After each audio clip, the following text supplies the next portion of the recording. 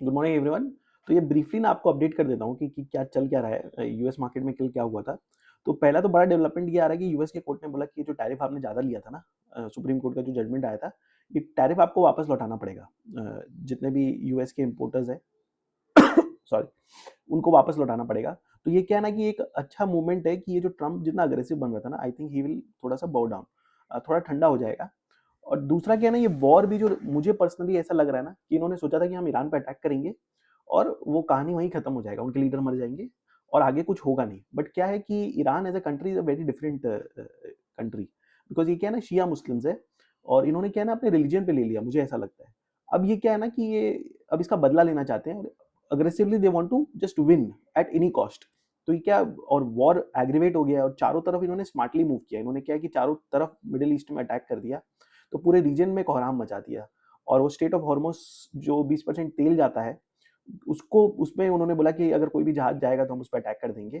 तो चारों तरफ क्या है ना, मार्केट टर्बुलेंस कर दिया है। तो ये भी क्या है ना कि ट्रम्प को थोड़ा सा ना बैकफुट पे लेके जाएगा। And given the elections this year at US, तो एक्चुअल में अगर आप देखा जाए, मुझे लगता है कि ये वॉर बहुत ज्यादा दिन नहीं टलने वाला है। दोनों साइड क्या है ना विक्ट्री डिक्लेयर कर देगी कि हम जीत गए, हम जीत गए। जैसे इंडिया पाकिस्तान में हुआ था, पाकिस्तान भी आके बोल दिया कि अरे हम जीत गए।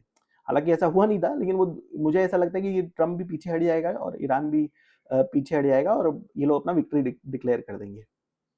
इंडिया के व्यू पॉइंट से I think gold, silver, crude oil सब उसी लेवल्स पे कल कल जहाँ पे थे। इंडिया के लिए अच्छा है। इंडिया को तेल के लिए उतना चिंता नहीं होगा मुझे लगता है, बट एलएनजी के लिए एक पार्टनर नया खोजना पड़ेगा। तो ये भी क्या है ना, एक आपदा में अवसर है कि आप एक्चुअल में अगर जैसे लास्ट ईयर अपने पास जब ये यूएस का टैरिफ लगा था अपने ऊपर 25%, तो ये भी क्या है कि अपने पास मुझे मुझे लगता है कि डिस्गाइज, ब्लेसिंग इन डिस्गाइज हो गया। क्योंकि अपने क्या है अग्रेसिवली दूसरे कंट्रीज के पास जा जाके ना ट्रेड डील फटाफट करने लग गए। और फिर एंड में अपना ट्रेड डील भी हो गया और यूएस फिर ऑटोमेटिकली ठंडा हो गया। अपने 18% पे क्लोज किया, अभी शायद 15% पे वो आ गए हैं।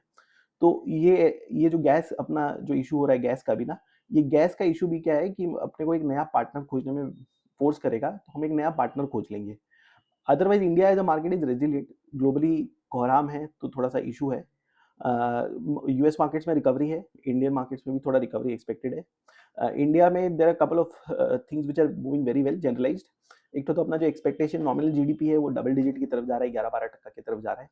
फॉरवर्ड पी देखेंगे तो आप 21 के करीब है 1 ईयर। इसमें आपको जो लास्ट ईयर ये जो 31 दिसंबर को जो रिजल्ट्स आए थे उसमें वो 3-4% का लेबर लॉ के कारण भी इम्पैक्ट था, तो वो भी आप कंसिडर कर लीजिएगा आप जब भी कैलकुलेट कर रहे हो।